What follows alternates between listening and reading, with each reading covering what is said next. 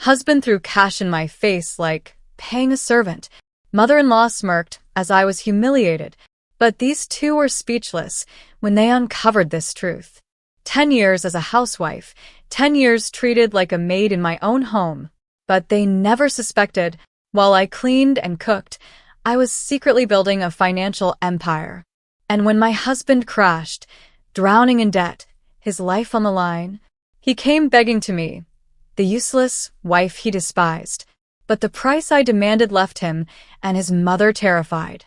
From the wife humiliated with cash in her face to the true boss of that house. This revenge story will glue you to the screen. The dark wood kitchen table gleamed so much that it reflected the gray morning gloom outside the window. I just finished wiping it, I said when my husband walked in. James didn't notice the perfect order, nor me. He silently took out his wallet, pulled out some crumpled bills, and with contempt, threw them onto the polished surface. They landed next to the vase, in which stood fresh flowers. Here's your salary, housewife. His voice was even and cold as steel. I froze, feeling everything inside me clench into a tight, icy ball. I don't know what I'm even paying you for. My mother-in-law, Helen, sitting at the table, grunted approvingly, not taking her eyes off her cup of tea. Her gaze, full of quiet triumph, swept over me.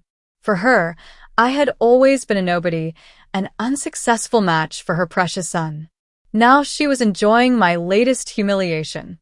I silently stared at the money. A paltry payment for my round-the-clock work, for the fact that their house shone with cleanliness, and the refrigerator always had food ready. For James's ironed shirts, and the comfort I created bit by bit every single day. 10 years ago, I left a promising position as an engineer. James insisted. He wanted to see a homekeeper, not a careerist, by his side. He promised that I would not need anything, and at first it was. But with each year, his attitude towards me changed. His care turned into control, and gratitude into devaluation. My work for the good of the family became something he took for granted, invisible. As if cleanliness appeared by itself, and lunches and dinners materialized out of thin air, he more and more often began to reproach me for my upkeep, forgetting that I had given up my life for him, for our shared future. I swallowed the resentment, silently took the money from the table, and stuffed the crumpled bills into the pocket of my housecoat. All day I moved around the apartment like an automaton, loaded the laundry, prepared a 3-course lunch, vacuumed. My movements were honed and efficient, but today they seemed pointless. Helen left only after lunch, throwing in farewell that the borscht was a little too salty today. James sat in his office all day, and I was grateful for it. I didn't want to see him or hear him. Relief came only late at night, when the whole house plunged into silence, and James's breathing in the bedroom became even and deep. I tiptoed into the kitchen. This was my time, my secret life, which no one suspected. I took out my old laptop from an old cupboard. The screen came to life, and I plunged into another world. A world of drawings, 3-dimensional models, and complex calculations. Here I wasn't a housewife. Here I was a professional who was valued for her mind and experience. Finishing another stage of a complex project, I sent the files to the client. Almost immediately, a small window popped up on the screen. My heart sweetly skipped a beat. I allowed myself to smile for a moment, looking at the number with several zeros. This was mine, real.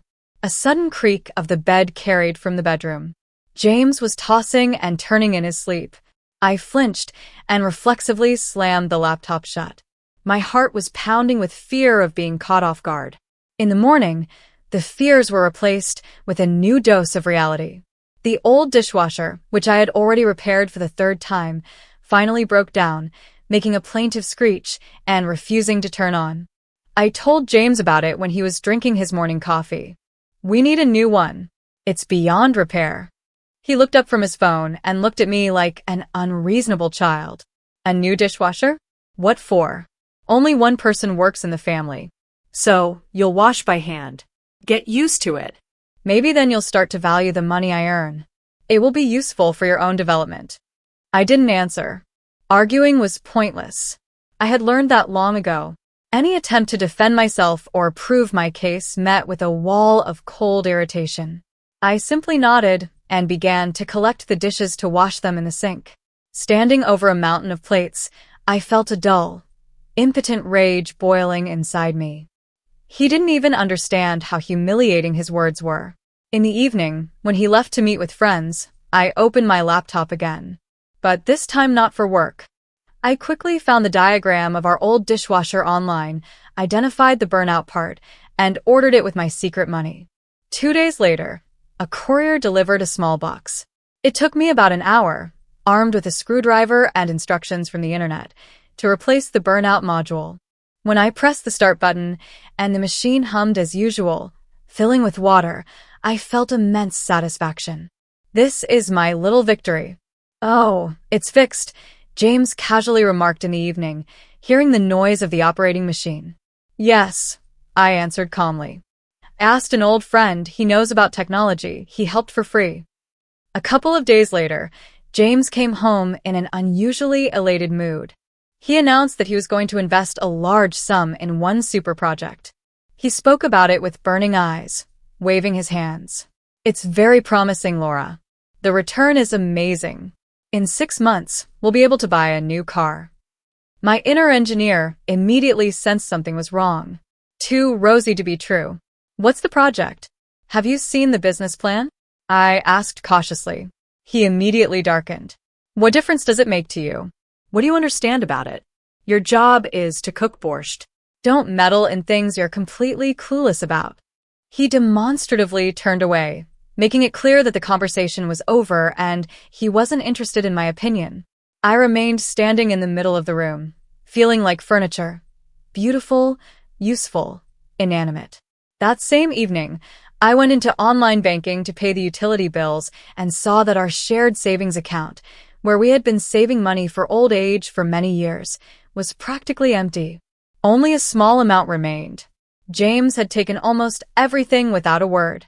When I, pale with shock, showed him the tablet screen, he simply shrugged. "I invested it in the business. I told you. But you didn't say you would take everything, James. It was our joint money." He laughed in my face. The laugh was short and malicious. "Ours, Laura? Get real. There wasn't a single penny of yours there. I took my money. Now go make dinner, investor." The following weeks turned into torture. James's shining confidence quickly evaporated. He became nervous, twitchy, constantly on his phone, texting with someone. Any question I asked provoked a fit of rage. One evening, he simply snatched the phone from my hands and started quickly scrolling through my calls and messages. "What are you looking for?" I asked, growing cold. "I'm looking for who you're complaining to about your hard life," he hissed. He didn't find anything, of course. My secret life was safely hidden in the old laptop, but the invasion itself, the distrust, was like a slap in the face. The resolution came suddenly. I was watering the flowers in the living room and heard him talking on the phone in his office. The door was ajar and he apparently thought I was in the kitchen. His voice wasn't like usual, not self-assured, not angry, but quiet and frightened. "I'll return everything. Give me another week," he whispered into the phone. I didn't know it would turn out this way. "What interest rates?" "You said." A pause. I froze with the watering can in my hand. "I understand you're not joking. I'll find the money. I'll find everything, I promise." He hung up the phone. In the ensuing silence, I heard him breathing heavily. And at that moment, I understood everything. It wasn't just a failed business. It was a catastrophe. James had gotten into debt, and judging by his tone, the creditors weren't the kind to wait long. At stake was our apartment and, possibly, even his life. I slowly entered the office. James was sitting, holding his head in his hands. He looked up at me, and for the first time in many years, I saw not complacency, but animal fear in his eyes. "I heard everything," I said quietly. That was enough. He burst out as if something had broken inside him. He stumbled, stammering, told me everything about the reliable people who had offered him to invest in the project, about the promise of fabulous profits, about how he, blinded by greed, had given them all our savings. And when everything collapsed, he was left with a huge debt with monstrous interest rates that grew every day. When he finished, silence hung in the office. I expected anything. Remorse, pleas for help. But James, recovering himself, found his usual way out. He jumped up, and his face contorted with anger. "It's your fault," he shouted, poking his finger at me. "If you had worked, we would have had a safety net, but you sat at home on my neck. I did everything I could to provide for the family, and you only spent." I looked at him and felt nothing but resentment. All the love that had once lived in me had burned to the ground, leaving ashes. Silently, I left the room, leaving him alone in hysterics. The next day, while he was running around somewhere trying to borrow money from friends, I called my old university friend Mark. Now he was a successful lawyer. "Hello, Mark. I need a consultation for a friend," I began as calmly as possible. I described the situation to him, without naming names. "Tell me, what needs to be done to protect at least the apartment?" Mark gave me some useful advice. I listened, remembered, and felt the panic inside me give way to cold calculation. This was my first step. In the evening, my despairing husband called his mother. Helen rushed over in an hour. Instead of words of support, she attacked me with accusations from the threshold. Her voice broke into a scream. "It's you. It's all your fault. Where were you looking? Why didn't you dissuade him? A bad wife. Good for nothing. All you can do is wave a rag around the house. My son is suffering because of you." I stood silently while she poured out her venom and felt myself turning to stone. James didn't intervene, allowing his mother to pour out all their shared anger and fear on me. When Helen finally ran out of steam, he approached me. His face was gray, and his voice was alien and lifeless. "Laura," he began, not looking me in the eyes. "We need money. Urgently. Do you have earrings, Moms?" I raised my eyes to him. Those earrings with small sapphires were the only thing I had left from my mother. The only memory. "They're expensive," he continued monotonously. "I found out they're enough to cover at least the first part of the debt, so they'll give us a reprieve." My mother-in-law immediately picked up. "Well, at least you'll be of some use. Bring them, come on. Why are you frozen? Save your husband." It was a blow to the stomach that knocked the air out of me. I looked at James, at his mother, and realized that I didn't exist for them. There was only a function, a resource. I slowly nodded, feeling the ground slip from under my feet. At that moment, I was really ready to give up and give away the last thing I had. At night, I sat in the kitchen in complete darkness. On the table in front of me lay a small velvet box. I opened it. The sapphires gleamed dully in the moonlight. It was all that connected me to the past, to the life where I was loved simply for who I was. Tears dripped on my hands, but I didn't cry for long. At some point, the pain of despair subsided, and I decisively slammed the box shut. "No," I decided. "That won't happen." I took out my laptop. The screen illuminated my face. I opened the folder titled My Projects, where dozens of completed orders for large companies were stored.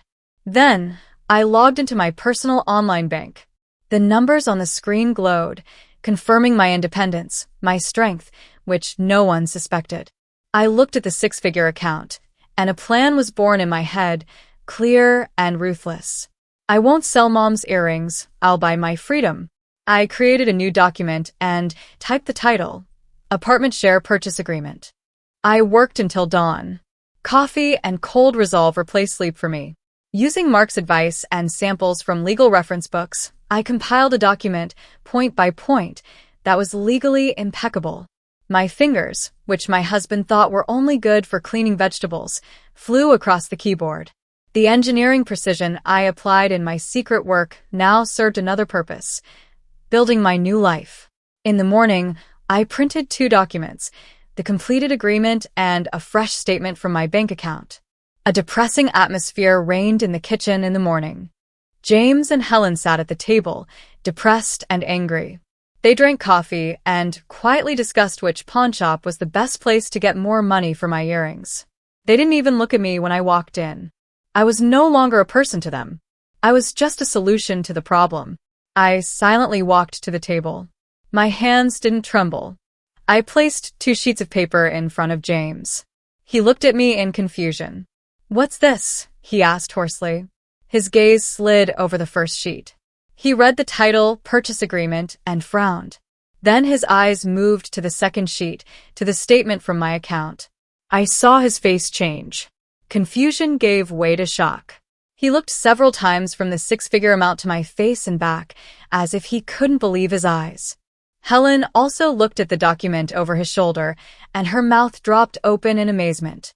A deafening silence hung in the kitchen. The only sound was the ticking of the wall clock, counting the seconds of their humiliation. What is this? Where did you get it?" James finally managed to squeeze out. His voice trembled. "I won't sell Mom's earrings, but I can solve your problem. I'll pay all your debts down to the last penny. In exchange, you sign this agreement and transfer your share in this apartment to me." Helen was the first to recover. Her face turned red. "Are you out of your mind?" she hissed, jumping up from her chair. "Blackmailer. He carried you all these years, fed you, clothed you, and you in such a moment. Jimmy, son, don't listen to her. She's just taking advantage of the situation. We'll figure something out. We'll sell the cabin, your car." James slowly raised an empty gaze at her. "Mom, shut up. What car? What cabin? They won't wait. My deadline is tonight." He looked at me again, and desperate, impotent hatred splashed in his eyes. "Did you plan all this?" "Yes," he breathed out. "You sat quietly in your hole, hoarding money, waiting for the right moment to stab me in the back." I looked at him without a drop of compassion. All my fear, all my pain had transformed into unbreakable armor. "I didn't plan your stupidity and greed, James. I just worked in my spare time from serving you and your home. Unlike you, I didn't play risky games, but earned real money. The same money that will now save your hide. So, it's not a stab in the back, it's a business proposal. And, by the way, it's the only one you have. The choice is yours. Either you sign, and your problems disappear, or you don't sign and wait for the guests who will come tonight." I demonstratively looked at the clock. My bluff was impeccable. I had no idea who would come and when, but his frightened face told me I had hit the mark. He realized that he was cornered, that there was no other way out, that his self-confident empire had collapsed, and only I, his worthless housewife, could save him. My mother-in-law was still shouting something, but her voice reached me as if from afar. I only looked at my husband. He slowly, as if reluctantly, swallowed, reached out and took the pen. His fingers trembled. He leaned over the agreement. In the ensuing silence, the scratch of the pen on the paper sounded deafeningly loud, like the click of a lock, closing the door to his past life. He threw the pen away and, without looking at me, left the kitchen. Helen sobbed and shuffled after him.